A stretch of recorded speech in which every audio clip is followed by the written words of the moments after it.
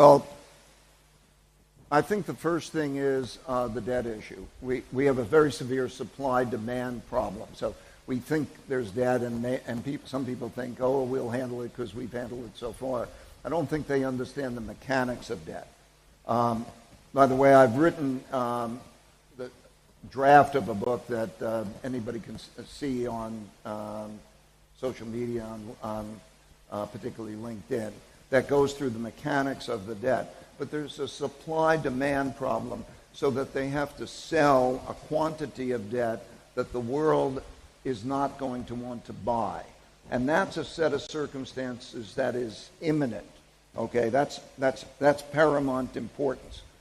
Then we're going to have to deal, that the deficit must go from what will be projected now to be about 7.2% of GDP to about 3% of GDP. Otherwise, there will be a supply-demand problem. Okay, that's a big deal. You are going to see shocking developments in terms of how that's going to be dealt with.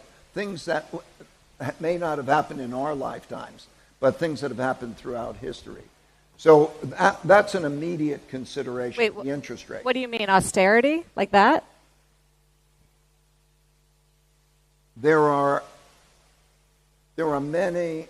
What do you do when you don't have an adequate supply-demand balance? There may be restructurings of debt. There may be exerting pressures on countries to own the debt, to buy the debt, political pressures on countries.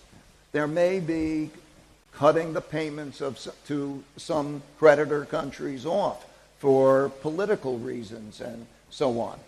So there may be monetizations of debt.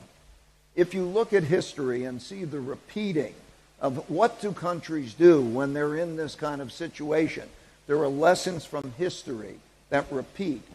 And so just as we're seeing political and geopolitical shifts that seem unimaginable to a lot of people, to most people, if you just look at history, you'll see these things repeating over and over again.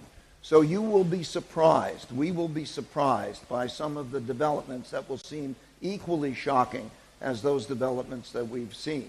So when I look at it, I think that these are of paramount importance.